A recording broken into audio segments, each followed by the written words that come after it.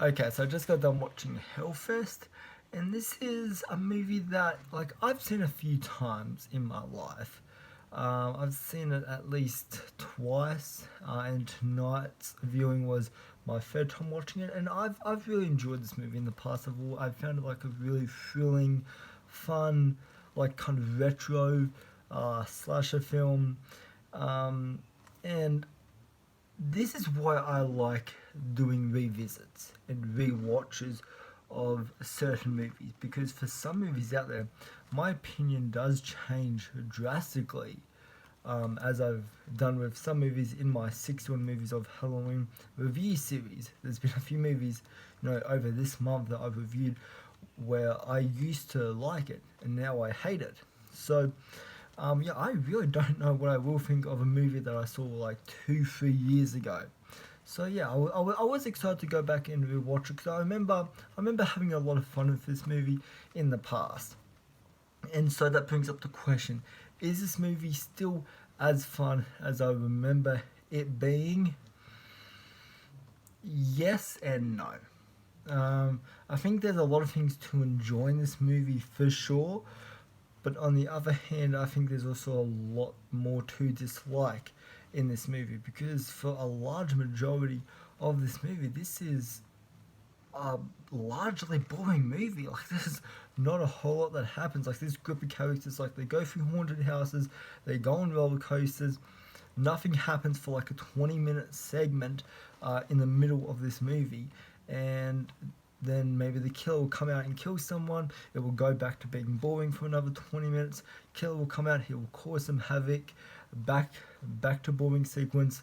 Killer will come out, and that's kind of this movie. Is it's just a lot of sequences that are just drawn out, and that wouldn't be a problem if these characters were interesting, but you care about zero of these characters. Like there's a little bit of characterization given to our final girl in this movie, but besides that, all of our side characters, like we have the chick from the Scream TV series in here, and I think Bex, I believe her name is. Like I think she is good in this movie, but her character is so bogged down. There's nothing interesting. We learn that she likes to get drunk and she likes horror movies. That doesn't make her an interesting character. I mean, she's just like one of us. I mean, that doesn't summarize like a full character.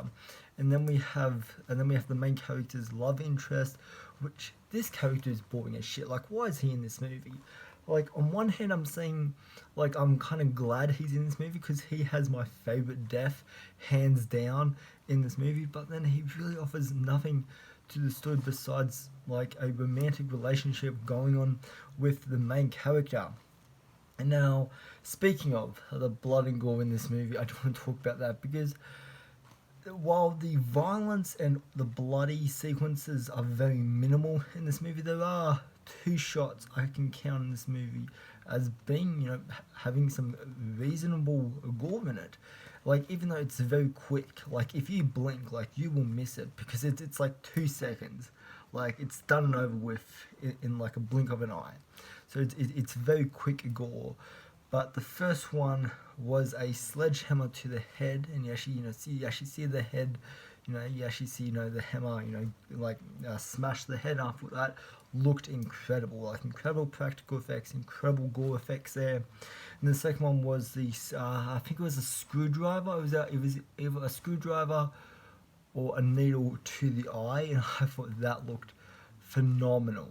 So yeah, like there's two really good gore sequences in this movie. Then the rest of the deaths, like they aren't that good. And I feel like this movie definitely would have benefited from some blood and gore because I think having blood and gore, I feel like it really amplifies your slasher movie. I mean, there's a few elements you should have in a slasher movie in order to make it a slasher movie. For one, blood and gore, obviously. Second is nudity, which this movie doesn't really. This movie has no nudity at all. But that's always fun in a slasher movie is to see some nudity. Um, Creative kills, which this movie does have that.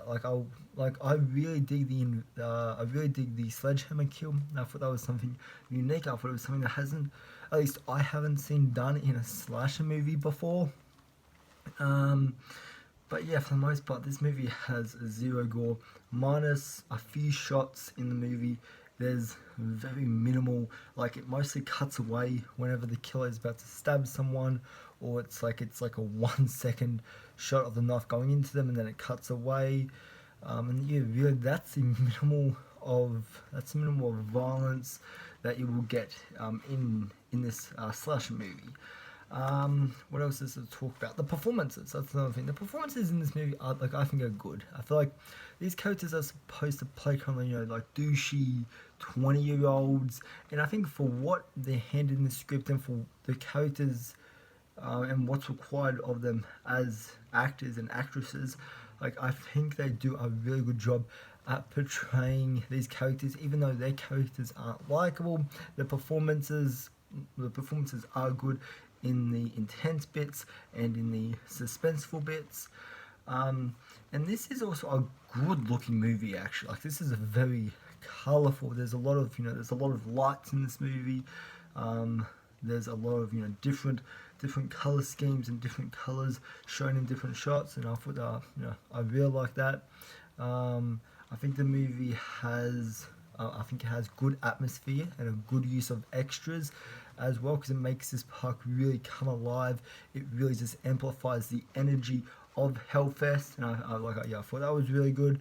The cinematography in the movie, I think there's some really creative and inventive, cinema. I think this is a very cool cinematography style, and I think there's some okay direction in here. Like there's a few sequences that that I thought were really well directed actually.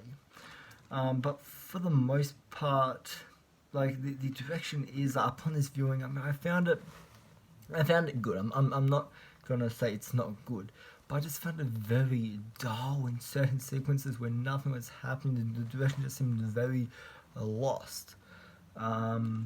But yeah, I think at the end of the day, Hellfest. This is a movie that I really enjoyed, but I feel like it really would have benefited from interesting characters, a good blood and gore, and maybe a better script. The ending. The ending is very interesting. Like this is a movie that I would be curious to see a sequel on, because it leaves it open for a sequel I would love to see, and I think this is a killer I would like to see more of, because in the final shot you see him open his cupboard and he has multiple masks, and he goes to like maybe 4 or 5 festivals like within a year, and he kills people and he wears a different mask for each victim. I thought that's a really creative take, especially for like a slasher. So yeah, I thought that was an interesting idea. So I am interested if they do make a sequel to this, where that sequel will go. But anyways, guys, yeah, that is my review for Hellfest. If you have seen Hellfest, let me know down in the comments. What did you think of it? Did you like it? Did you think it was mounted? Did you really not like it? Let me know all your thoughts and opinions down in the comment section down below. So anyways, guys, I hope you have a good rest of your day, evening, or night, wherever you are, and I'll see you in the next video. Alright, bye.